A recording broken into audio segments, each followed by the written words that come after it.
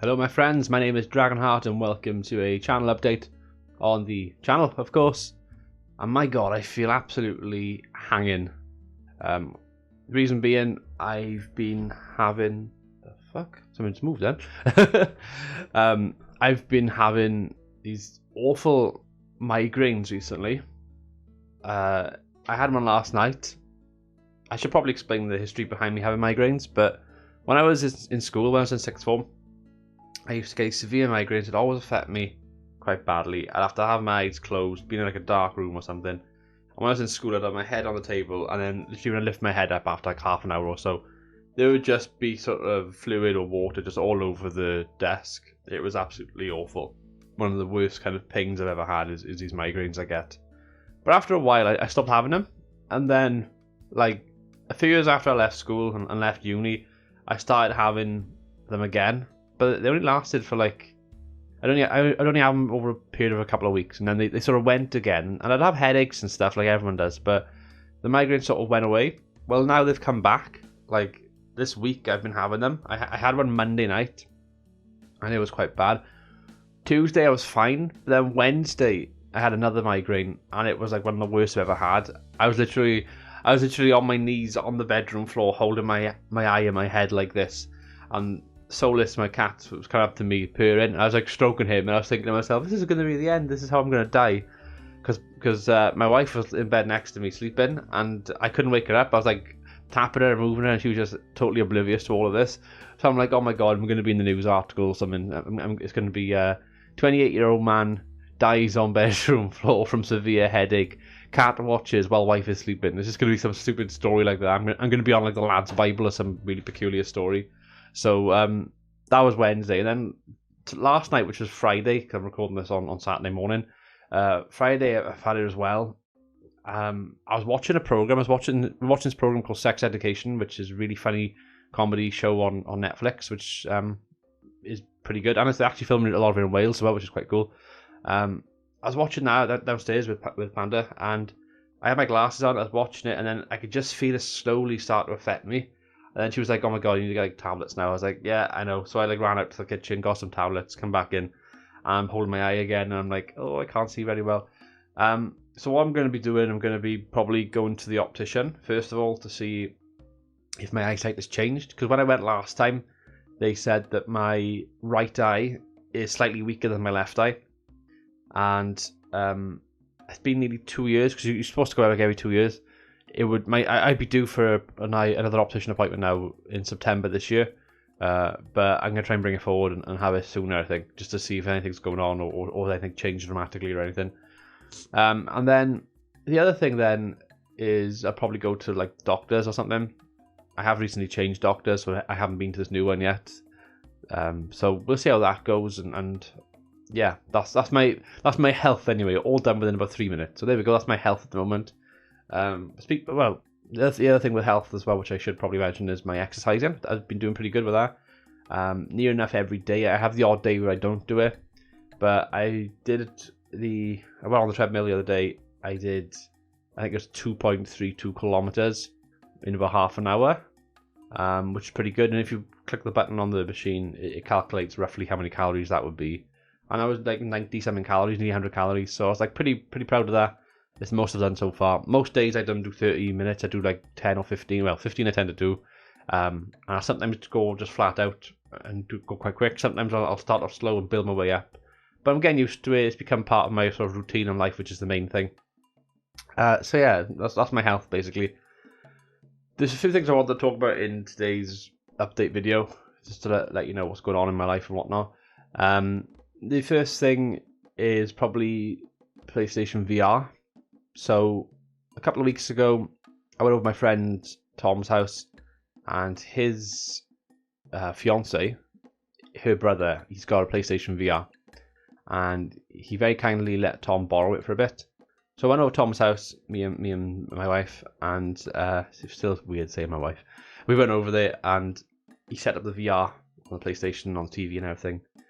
He bought me a bottle of whiskey, the bastard. I'm trying not to drink, and he bought me a bottle of whiskey, so I obliged, and I had a couple of whiskeys. And the experience I had on the PlayStation VR, it's kind of changed gaming a little bit, or certainly changed my perspective on gaming a little bit. So I went on there, set it up. Bear in mind I had a couple of whiskeys, so I wasn't quite thinking straight to begin with. But I had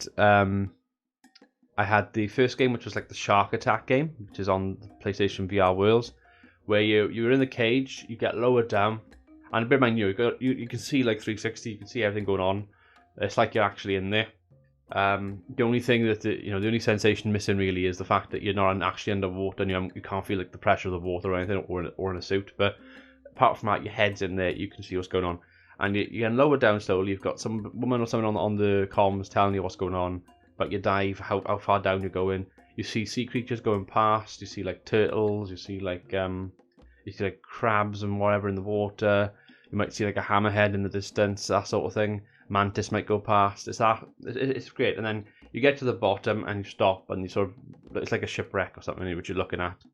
And then you see the shark, and the shark literally comes in from nowhere, attacks you. You're a bit like, oh, while you got the headset on, you jump in, and then eventually like breaks the cage open or whatever, and then it pulls you back up. It takes no more than probably 10 to 15 minutes, but it's really good. It's really good atmosphere, or an atmospheric kind of experience, and it pulls you back up. And I thought it was great. It was my first kind of introduction to VR.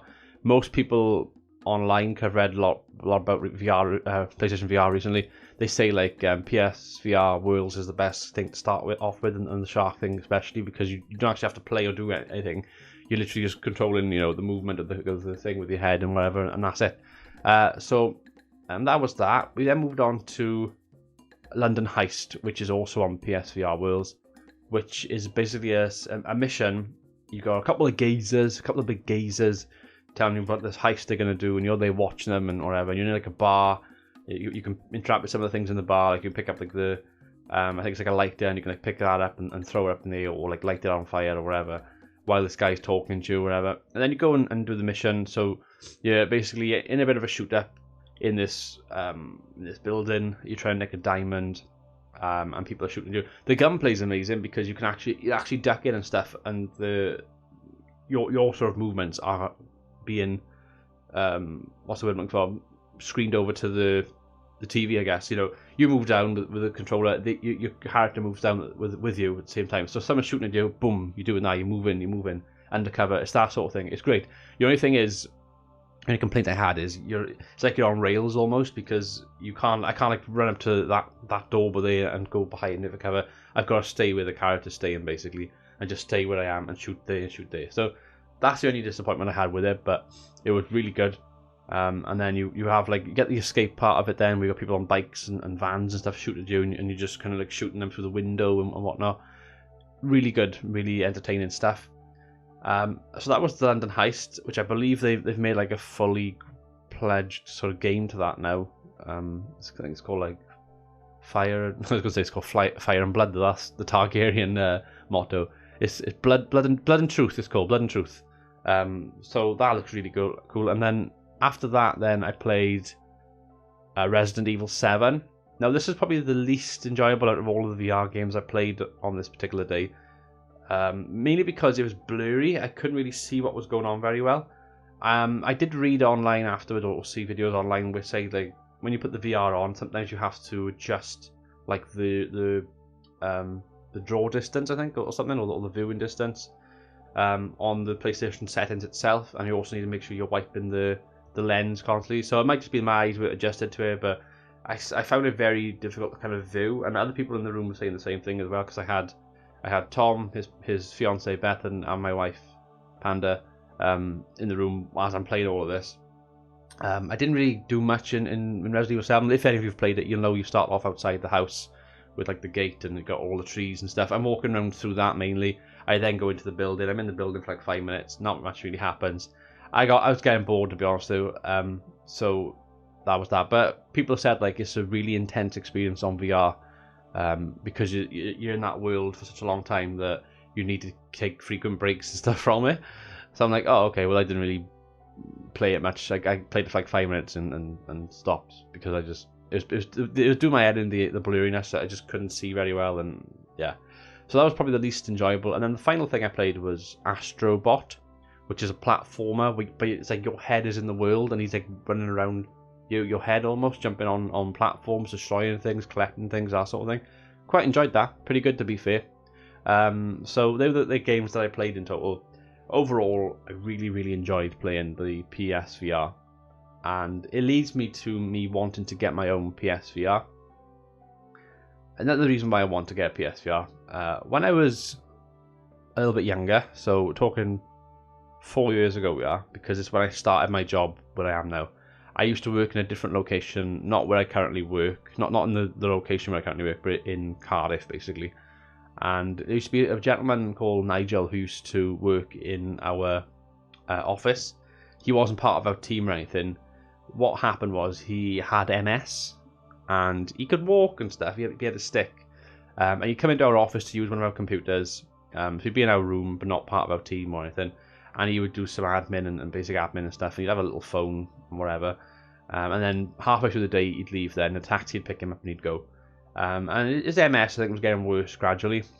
But I used to talk to him about video games and graphics cards and PCs and stuff all the time, because he was big into that. And one of the things he was big into was PlayStation VR. Well, not PlayStation, but VR in general. And he was saying to me, I'm going to get a VR. Now, imagine for someone like him who's got MS, who's, perhaps not functioning how you'd like and whatever, deteriorating, to be in a world and just escape all of that and be able to move around in this world and do stuff in this world, I imagine is a massive thing for people with such conditions. So it really sort of hit me here when I was talking to him about that. So I was like, it's amazing how, like, you put things into perspective. Like, I'm a 28-year-old man, I'm in decent health, I can physically do a lot of things, and whatever. But there's a lot of people out there who can't. So I can imagine VR is, for people like that, is going to be a massive thing for them. And since I played VR, it's sort of changed my perspective on gaming a little bit. So now I look at things a little bit different. I'm like, I wonder would that be good in VR? I'm looking at games like this now. I'm thinking like FIFA, for example. I'm thinking, if they wanted to really improve FIFA, they could make that into like a proper VR experience, and you could actually be the player, and then you've got like the cutscenes in FIFA where it's just the usual text at the bottom, and you've got like the manager in the corner, and then you've got like the player and the agent, and it's like, Paul Pogba wants £400,000 a week and a signing on bonus or whatever, and he's in the suit, he's just there, and it's just like fish, it's just, their mouths going like that, and then it's just the text at the bottom. Wouldn't it be good if you were actually in that room and they had like the manager's office and you could actually walk around a little bit and they made it a bit more of a fully immersed interactive experience? What if you're on the field with your VR and when you're running you can see like the bottom of your shirt as you're moving, and if you go to header you can perhaps do that or whatever. I was just thinking in my head of games like the VR could do and improve upon. And I was just thinking, man, VR's like, it's quite a new thing still, so it's going to improve so much in the future. So PlayStation VR, probably one of the reasons why I want to get it. It's a bit cheaper than the usual big VR experiences. So we're talking like the Oculus, for example, and the Vive, or Vive, I don't know. It's a bit cheaper than them. If I bought one of those, I'd be having it on the PC. To be honest with you, I want to have the VR for selfish reasons. I don't want it for making kind of content and stuff. I want it to be there for me to enjoy, because gaming comes first. I'm sorry. I want to come home from work, stick it on for an hour or so and relax in my living room. That's kind of what I want from it. And I find, lately, the past few months, I'm playing more stuff on the PlayStation than I am on the PC. I sometimes will go a few days, maybe even a week, before I even come upstairs in here to go on the PC sometimes. And I know that's not always going to be the case. I will want to come on the PC. I've got loads of stuff on here that I want to do and whatever. But from a purely selfish point of view, I want to come home, relax, and go on my gaming console. And if I want to enhance that experience by a VR, then obviously that's what I want. There's a lot of packs out there which I've looked at for the VR. They have like a starter pack, which basically is the camera, it's the headset and leads and stuff, and then it's like you get VR wheels with it basically. You get like a game code for VR wheels, and then they have like a mega pack then, which is amazing because you get the headset, the camera, blah blah blah. You get the VR wheels, and then you get like Skyrim VR, you get like Resident Evil 7 VR, Astrobot, and you get like everybody's golf. So I'm like, oh, I'd love to play golf. Yeah, I'd give Resident Evil another go. Skyrim would be amazing. VR Worlds would be cool as well. And Astrobot was a good platform I played before. I'd actually play them all. So I'm looking at all of this and thinking, yeah, I would love to get this, but it's quite expensive. It's like £300. I'm like, oh, it's just a bit too much. So what I'm doing, like I mentioned previously, I'm saving up a lot of money. I've sold a bunch of stuff on eBay recently. I got the boxes I can post out today right by here. I won't move the camera because I'll probably drop it off the little thing it's standing on. But I got all the boxes here. I've sold my Millennium Falcon with Han Solo in it, pop vinyl. I've sold a couple of other pop vinyls. I went a bit crazy, to be honest with you. I still got loads left. But I'm going to get rid of some more. I've got 3 more at the top, just behind the rod by here, which have been listed and sold, but I'm waiting for people to pay me on eBay. And I got a bunch of ones down by here which I might get rid of. I haven't quite decided yet. And I'll keep a certain amount basically, and I still get a random one each month from Pop Vinyl UK. But apart from that, I'm not going to actively go out and buy loads of pop vinyls. I'm just going to get my random one every month and just see what it is and do it that way. So that's kind of where I am with the pop vinyls and stuff. But I'm making a bit of money. I've sold some games as well as the pop vinyls. I've sold Star Wars Jedi Fallen Order because I've played it, I've completed it, I enjoyed it. I'm never going to play it ever again. So I may as well make some money off it. So I've sold it and I got I think I got like 25, 26 quid for it. Which you might think, oh, but, you know, it's like a £40 game. It's like, yeah, but I only paid 17 because I bought it over Christmas. I bought it from Game. I used my trade-in points and I paid 17 for it rather than like 40, 50 quid. So to go from 17 to 25, I'm in a bit of a profit, really. So I've sold that. I sold Spyro the Dragon Reignited trilogy because I just can't see me ever playing it. It's a bit sad, really, because it's nostalgic. You know, I love Spyro, blah blah, but I just can't see me ever going back and playing it. It's just collecting dust. And the other thing is Resident Evil Remake 2, which is Panda's game technically, but I bought it for her last year. She said she's not going to play it anymore. She's happy for me to sell it. So I'm like, yeah, it's your game. I'll sell it, whatever. And I sold that. And I got a bit of money for that as well. In total, I've made like £100. But it's annoying because like I used to do eBay a lot when I was in uni. I used to sell a shitload of games and stuff. And I used to love going to the post office and selling stuff and all that. I've come back to doing it recently, obviously, with eBay now. It's crazy how much has changed. Like, you can now put like offers in. You got like 3 strikes and you're out sort of thing with offers. And even when you get paid as well, like I sold stuff by here, and it's like you're not going to get your money for like another 2 to 3 weeks. It's like, oh, okay. It's like February the 13th. And I'm like, oh, fucking hell. I was hoping I'd have it now because I can do stuff now. So yeah, I'm making a bit of money from eBay as well. So by making money on eBay and by being a bit more financially smart and sound, I'm going to eventually get the PlayStation VR 2. I mean, you can get used ones. I know you can get used ones. Panda was like saying to me before, her kind of fear was you'd buy a used one from somebody and it'd be like a problem with it where it'd break down, or for example, it's on someone's head, it's in close proximity, you're sticking on your head, you don't know what germs or what the other person had with the headphones. But then we found out that the headphones are detachable and stuff, so I can just get my own headphones to go in. But I do understand what she means about putting something on your head that's in close proximity and you don't know where it's been or where it's come from before, don't know what germs they've had or anything. So yeah, I get that. Ideally, I'd rather buy new, but new is quite expensive. So we'll just wait and see. I'll probably pop into Game and see what I can do. If I buy it from Game, I know I can get... Because I got a Game Elite reward card, I think you get 4% on hardware. So if I spend like £100, then I get 4% of that back, which will be like, what, £4 in reward points. If I go for like the £300 one and you get 4% of that, then that's going to be quite a bit of money, which I can put towards a future game or even a VR game or something for it in the future. So that's kind of where I am with the whole VR thing as well. I can't wait to get it. It was such a great experience to have, and yeah, it should be pretty good. Apart from that, quickly talk about the channel news and stuff, because that's kind of what these videos are for. I will try and do another video on Three Kingdoms. I did do the first 2, and then I kind of didn't make any. But I kind of mentioned the reason why. I haven't really been in the room, and I've had migraines this week, so I just haven't felt like doing anything. So the first time I've been on the computer this week, and I'm still, even though I'm a bit jaded, you probably notice my eyes are like opening and closing constantly. That's because I'm still adjusting to everything. It's a bit weird still, but I'll try and do a few more videos on that at some stage as well. There is one video that I want to make, which I think will be very good. And I'm going to call it My Gaming History, I think. And it's going to be on the tripod downstairs on the camera. Panda's going to be interviewing me. The camera's going to be on me. And I think we'll talk about like my gaming history. Like what consoles I used to own. When I started gaming, what year roughly. what are my favourite games, what are my least favourite games, and just go from like wherever it first started up until now. So now we'll be talking about like VR and stuff, and mobile gaming perhaps, and whatever. And back then I'll be talking about like the Super Nintendo and going from there all the way through. So that's kind of an idea that I've got, which I think will be a cool video. Probably like half an hour or so in length, but it'll just be me like in an interview situation with Panda, talk about my gaming history and stuff like that. Anyway guys, I'm going to end the video here. I've been Dragonheart. Thanks for watching. Until next time, goodbye.